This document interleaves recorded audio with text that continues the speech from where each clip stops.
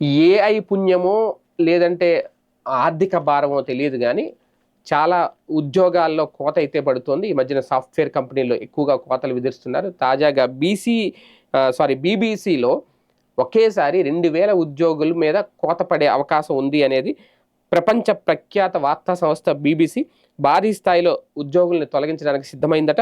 ఇప్పటికే అనేక ఆర్థిక సవాళ్లను ఎదుర్కొంటున్న ఈ సంస్థ పొదుపు చర్యల్లో భాగంగా వచ్చే వారంలో 2000 మందిని సాగనంపబోతోంది. ఇది ఫైనాన్షియల్ టైమ్స్ పత్రిక వెల్లడించింది.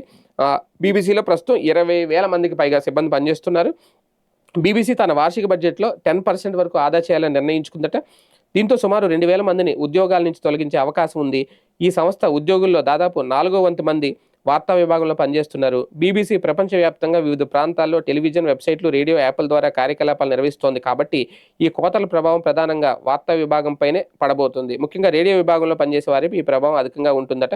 కాగా 20,000 మందికి పైగా ఉద్యోగులున్న బీబీసీ గత దశాబ్ద కాలంలో చేపట్టనున్న అతిపెద్ద లే ఆఫ్ ఇదే కావడం గమనార్హం. బీబీసీ రాబోయే 2 ఏళ్లలో తన వార్షిక బడ్జెట్‌లో 10% అంటే £500 మిలియన్ అంటే సుమారు 6,343 కోట్లు ఆదా చేయాలని నిర్ణయించింది అనేది. నిజంగా అదే గనుక జరిగితే ఒక్కసారిగా 2000 మంది ఉద్యోగులు రోడ్డున పడతారు.